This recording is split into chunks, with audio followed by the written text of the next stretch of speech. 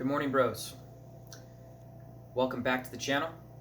Today's video is a long overdue video. The book, The Subtle Art of Not Giving a Fuck by Mark Manson. I listened to this book a couple years ago, and I believe that it's a very important book for everybody to at least listen to or read. It teaches you a lot about yourself, how you approach life, and the kind of person that you want to become. So let's get into it.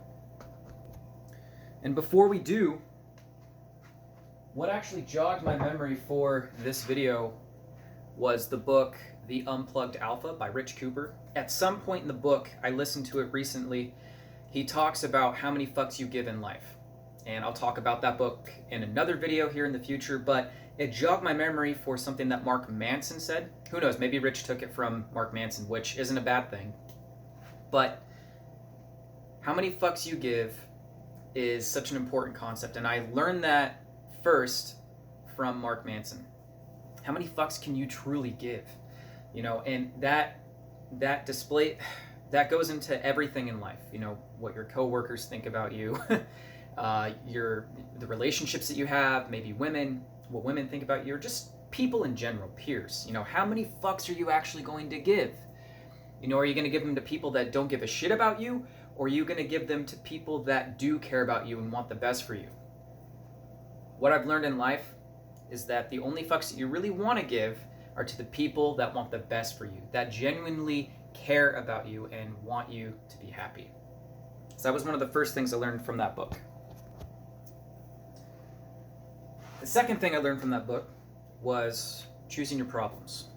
So in and of itself, achieving your goals and your dreams aren't actually going to fix all your problems. Really, what it's actually going to complicate things, is how Mark put it. But I believe that choosing our problems comes down to the kind of problems that you want to have in your life. So when you do achieve that goal, or say you get that job, you get that degree, you take on this next vocation in your life, you're essentially taking on, man, this reminds me of Jordan Peterson. You're actually taking on more responsibility than what you had before, when your life was actually easier. So that was one of the weirdest things that I've learned, or just kind of a paradigm shift, you know, choosing your problems. You know, do you want to have the problem of choosing, like, going to the gym once you get a gym membership, and then you got to set a time, whether it's in the morning or in the evening, to actually go into the gym and get your workout in for 30 minutes to an hour, for example? Do you want to choose the problem of having to commute to work every day 45 minutes because it pays well and you get benefits? Or would you rather just work a regular job that doesn't pay you as well, you don't get treated as well, and you won't move up in the company or in the job that you're currently at? So that was another concept that I learned from the book about, you know, choosing your problems. And it could go a little bit deeper than that too. I may just be scratching the surface, but those were some examples I wanted to share with you guys.